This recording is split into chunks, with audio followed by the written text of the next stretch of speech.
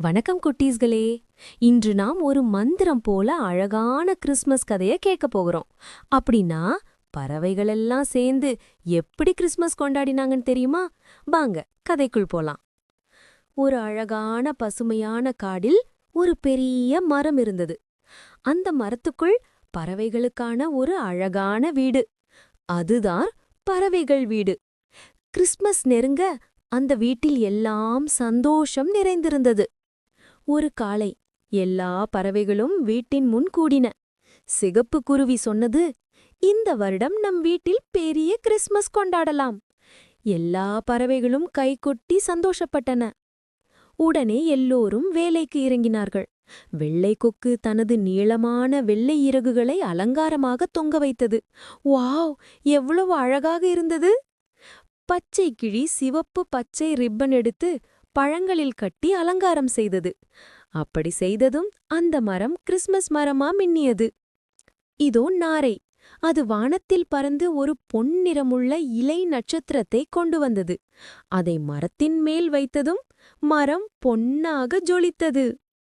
சின்ன குருவி இரட்டையர்கள் மணி தொங்க வைக்க வந்தார்கள். டிங் டிங் டிங். மணியின் ஒலி எல்லோரையும் மகிழ்ச்சியாக ஆக்கியது. அந்த இரவு பறவைகளெல்லாம் வீட்டுக்குள் கூடி ரகசிய திட்டம் போட்டது. சின்ன சுட்டி குருவி சொன்னது, நாம் எல்லோரும் ஒரு நன்னெஞ்சு பரிசு கொடுப்போம். எல்லோரும் தலையசைத்து ஒப்புக்கொண்டனர். கிறிஸ்மஸ் இரவு வந்தது. பறவைகள் வீடு முழுவதும் நிறைய விளக்குகள், வானத்தில் நட்சத்திரங்கள், பறவைகள் பாடல்கள், காடு முழுக்க மாயம் பரவியது. அப்போது திடீரென்று வானத்தில் ஒரு பிரகாசமான ஒளி உருவானது. அது மெதுவாக கீழே வந்தது. அப்போது தெரிந்தது, அது ஒரு மந்திரமான நட்சத்திரப் பறவை. அது சொன்னது, உங்கள் அன்பு, உங்கள் ஒன்றுபாடு, இதுதான் உண்மையான கிறிஸ்மஸ். பறவைகள் ஒன்றுக்கொன்று பரிசுகள் கொடுத்தார்கள்.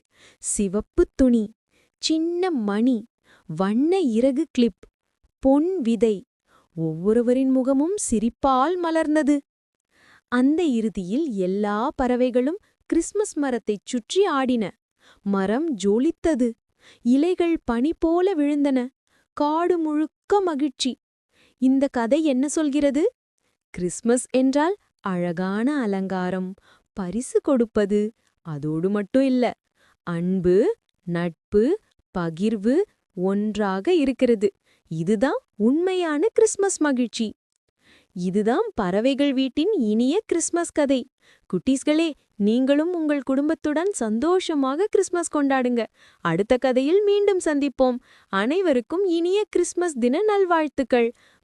Jingle bells, jingle all the way. Oh, what fun it is to ride in a one-horse open sleigh. Hey, jingle bells, jingle all the way.